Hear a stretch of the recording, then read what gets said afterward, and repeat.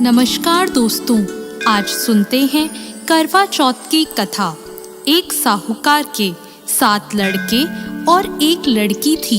सेठानी समेत उसकी सभी बहुओं और बेटी ने करवा चौथ का व्रत रखा। साहूकार के लड़के अपनी बहन से बहुत प्यार करते थे। साहूकार के लड़के जब भोजन करने लगे तो उन्होंने अपनी बहन से भोजन के लिए कहा। इस पर उनकी बहन ने जवाब दिया, भाई अभी चांद नहीं निकला है, चांद निकलने पर उसे अर्घ देकर ही मैं भोजन करूंगी। बहन की बात सुनकर भाइयों ने नगर के बाहर जाकर एक पहाड़ी पर अग्नि जला दी और छलनी ले जाकर उसमें से प्रकाश दिखाते हुए अपनी बहन से बोले, बहन चांद निकल आया है, अर्घ देकर भोजन कर लो। साहूकार की बेटी ने अपनी भाभियों से कहा, भाभी देखो चांद निकल आया है, आप भी अर्घ देकर भोजन कर लो। ननद की बात सुनकर भाभियां बोली, बाईसा ये तो आपका चांद है, हमारा चांद आने में अभी समय है। वह भूख से व्याकुल थी। वह चांद को अर्घ देकर भोजन करने बैठ गई। जैसे ही उसने पहला घास खाया उसे छींक आ गई। दूसरा घास खाते ही उसमें बाल निकल आया और तीसरा घास अभी खाने ही वाली थी कि उसके ससुराल से बुलावा आ गया कि पति बीमार है और जिस भी हाल में हो तुरंत ससुराल पहुँचे। उसे विदा करने के लिए माँ ने जब बक्से से कपड़े निकाले तो काले कपड़े मिले। दूसरी बार सभी कपड़े सफेद निकले। बेटी बोली, माँ तुम रहने दो, मैं चली जाती हूँ। माँ घबराकर बेटी से बोली, बेटी रास्ते में जो भी छोटा बड़ा कोई भी मिले सबके पैर पड़ती जाना।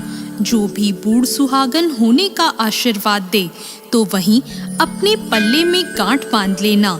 बेटी बोली, ठीक है, और वह अपने ससुराल के लिए चल दी।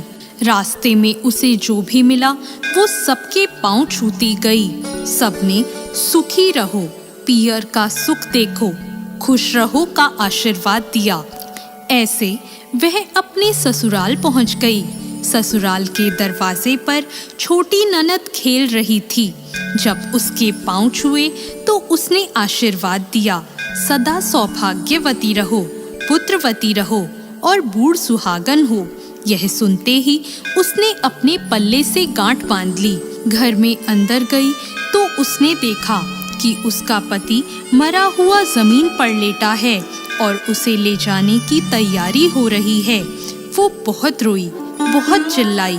जैसे ही उसे ले जाने लगे वो रोती चिल्लाती बोली, मैं इन्हें ले जाने नहीं दूंगी।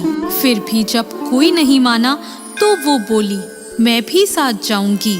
और वो नहीं मानी तो सब बोले, ले चलो साथ में। जब पति को जलाने का समय आया तो वो बोली, मैं इन्हें जलाने भी नहीं दूंगी।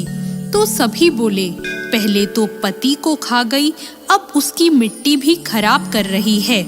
लेकिन वो नहीं मानी। गांव के और परिवार के सभी बड़े लोगों ने यह निर्णय किया कि इसे यहीं रहने दो, इसके लिए एक झोपड़ी बनवा दो। वो वहाँ अपने पति को लेकर रहने लगी। वो पति की साफ सफाई करती और उसके पास बैठी रहती। उसकी छोटी ननद दिन में 2 बार आकर उसे खाना दे जाया करती। वह हर चौथ का व्रत करती, चांद को अर्घ देती, जोत देखती और चौथ माता आती तो चौथ माता कहती, करवो ले भाइयों की प्यारी बहन करवो ले।